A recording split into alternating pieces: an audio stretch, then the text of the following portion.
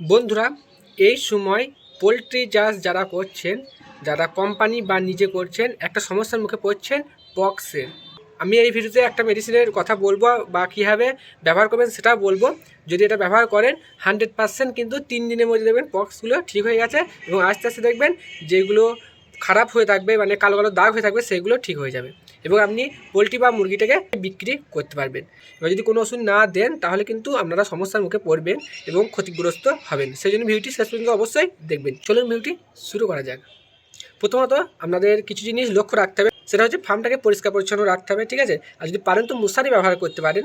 এবার আর একটা জিনিস যেটা ঘরোয়া উপায় বলা হয়, সেটা হচ্ছে নিম পাতা। নিম পাতা কিন্তু আপনারা ব্যবহার করতে পারেন।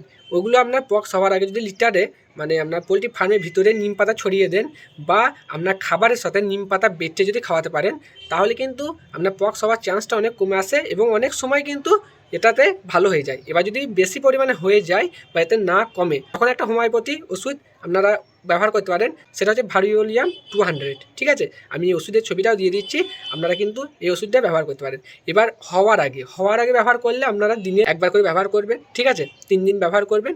এটা পরিমাণ হচ্ছে একটা পাখিতে 1 ফোঁটা।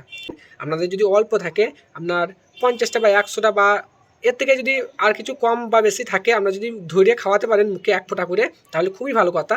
আর যদি এটা না পারেন, যাদের বেশি পরিমাণে পাখি আছে, তারা কী করবেন, জলের সাথে এটা ব্যবহার করবেন। এবার অল্প জলে ব্যবহার করবেন যেন জলটা নষ্ট না হয়।